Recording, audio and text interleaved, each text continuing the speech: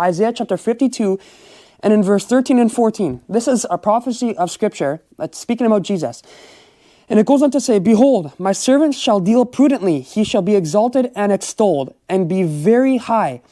Verses 14, listen to this very carefully. A lot of people have had very different interpretations of this, but I'm going to reveal to you one thing that God has revealed to me. "And as many were as astonished at thee, his visage was so marred more than any man, and his form more than the sons of men." And if you go through some Greek words here, and if you go through some other translations, it literally says that he didn't even look human. This is speaking of Jesus. This is speaking of him being on the cross. He would be exalted. He would be lifted off the ground, and he would ultimately have glory. He would, have the glory of God come upon him. He would have a name that was higher than all names. And it goes on to say, as many as were as astonished at him, at thee, the people that were looking at Jesus on the cross, it says, his visage, his face was so marred more than any man.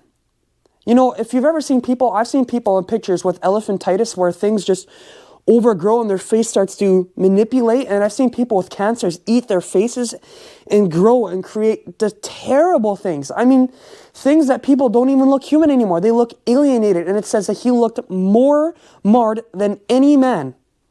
And a lot of people have said that, I've heard people say that they interpreted this, that the beatings of Jesus were so bad that, it just made him so marred. As far as I know, they didn't put stripes. They didn't whip Jesus' face. They punched him in the face. They slapped him and spit on him. But I've never personally seen somebody so beaten up and so tortured by somebody else that they didn't look human anymore. This says that he was so marred that he didn't even look like a man. And I believe what this is speaking about is out of 1 Peter chapter 2, verses 24, when it said that he bore our sin in his own body. Not only that, but he carried your sickness on the cross.